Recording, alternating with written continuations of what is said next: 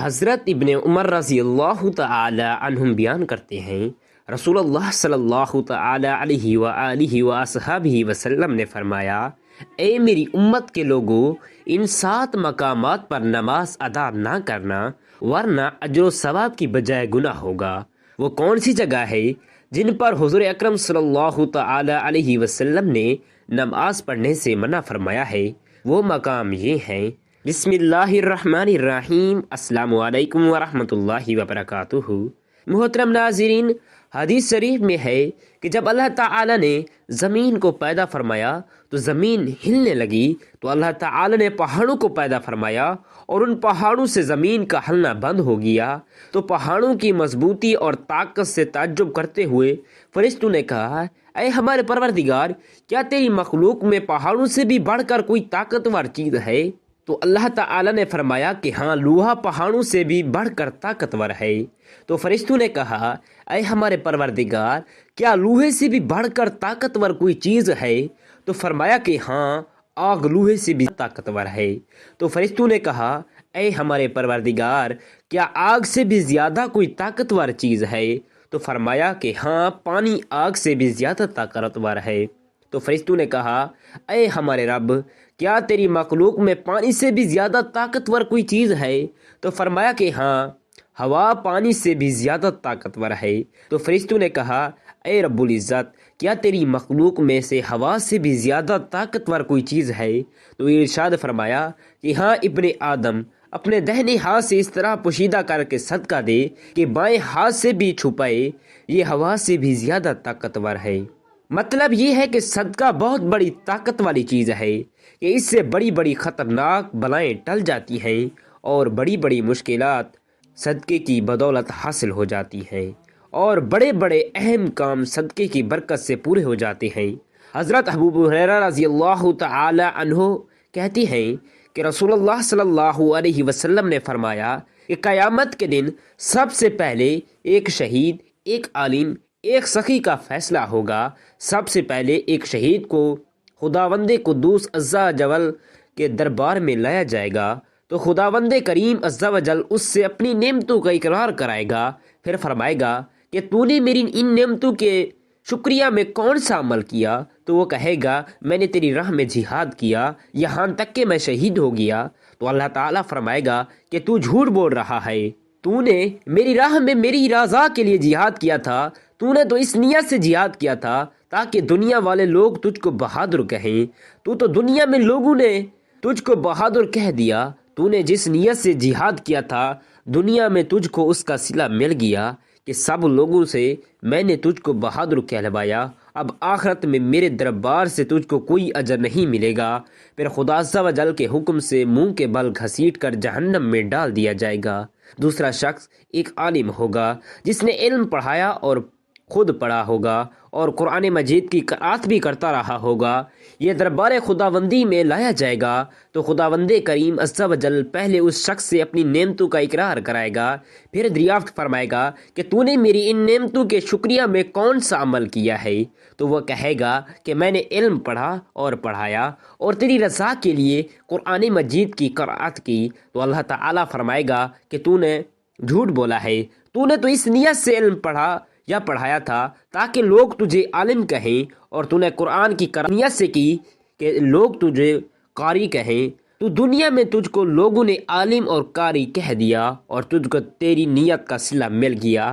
اب آخرت میں تیرے لیے میرے یہاں سے کوئی اجر نہیں ملے گا۔ پھر وہ خداوند عز و جل کے حکم سے منہ کے بل گھسیٹ کر جہنم میں ڈال دیا جائے گا۔ تیسرا شخص ایک مالدار ہوگا، یہ دربار خداوندی عز و جل میں پیش کیا جائے گا تو اللہ تعالیٰ اس سے اپنی نعمتوں کا اقرار کرائے گا، پھر یہ پوچھے گا کہ تو نے میری نعمتوں کا شکریہ ادا کرنے کے لیے کون سا عمل کیا ہے؟ تو وہ کہے گا، میں نے تیری راہ میں جہاں جہاں تجھے پسند تھا اپنا مال خرچ کیا۔ تو اللہ تعالیٰ فرمائے گا کہ تو جھوٹا ہے، تو نے تو اس نیت سے اپنا مال خرچ کیا تھا کہ لوگ تجھے بھی کہیں، تو لوگوں نے تجھے سخی کہا اور تیری مراد پوری ہو گئی۔ اب تیرے لیے میرے یہاں کوئی اجر و ثواب نہیں۔ پھر وہ خداوند عز و جل کے حکم سے منہ کے بل گھسیٹ کر جہنم میں داخل کر دیا جائے گا۔ حضرت ابو ہریرہ رضی اللہ تعالی عنہ سے روایت ہے کہ رسول اللہ صلی اللہ علیہ وسلم نے فرمایا کہ ایک شخص نے صدقہ دینے کا ارادہ کیا اور اپنا صدقہ لے کر خفیہ سے نکلا، لیکن رات کی تاریکی میں بجائے کسی فقیر کو دینے کے ایک چور کے ہاتھ میں دے دیا جو چوری کے ارادے سے گھوم رہا تھا۔ صبح کے لوگوں میں چرچا ہوا کہ کسی نے رات میں ایک چور کو صدقہ دے دیا۔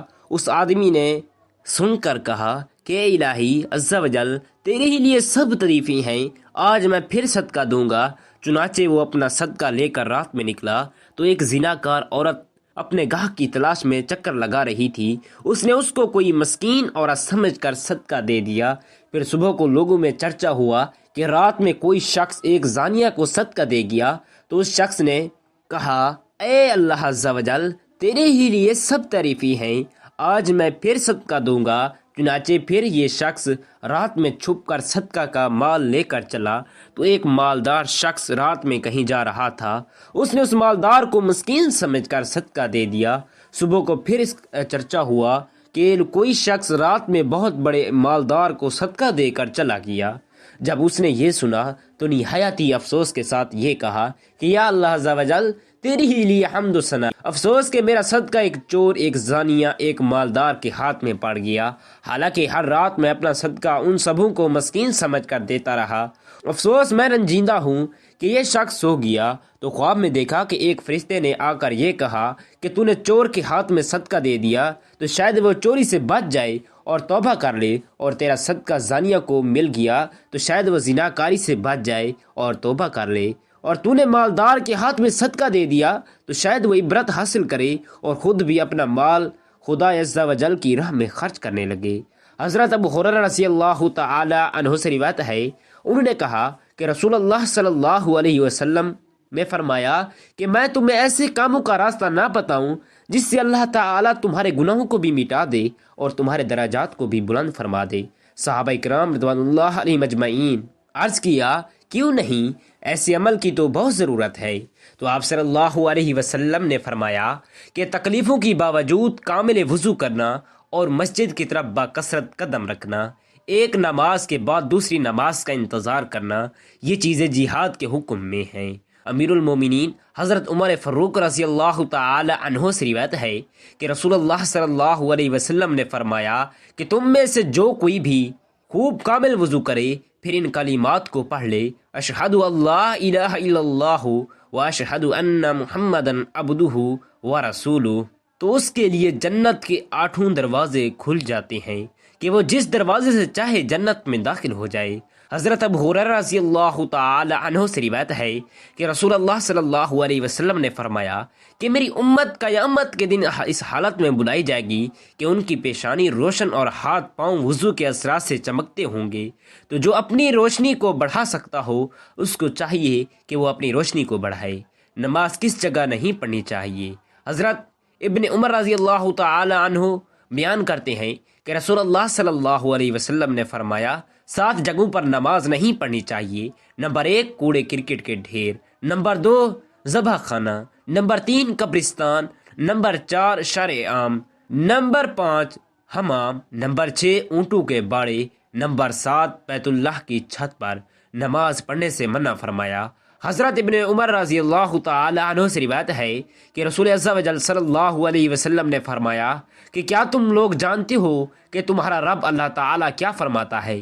اللہ تعالیٰ یہ فرماتا ہے کہ میری عزت اور میری بزرگی کی قسم ہے کہ جو بندہ نماز کو اس کے وقت کے اندر پڑھے گا میں اس کو جنت میں داخل کروں گا، اور جو نماز کو اس کے وقت کے غیر میں پڑھے گا اگر میں چاہوں گا تو اس پر رحم کروں گا اور اگر چاہوں گا تو اس کو عذاب دوں گا۔ حضرت عائشہ صدیقہ رضی اللہ تعالی عنہا سے روایت ہے کہ رسول اکرم صلی اللہ علیہ وسلم نے فرمایا، اللہ عز و جل ارشاد فرماتا ہے میرے بندے کے لیے مجھ پر یہ عہد ہے کہ اگر وہ نماز کو اس کے وقت کے اندر پڑھے گا تو میں اس کو عذاب نہیں دوں گا اور بلا حساب و کتاب جنت میں داخل کروں گا۔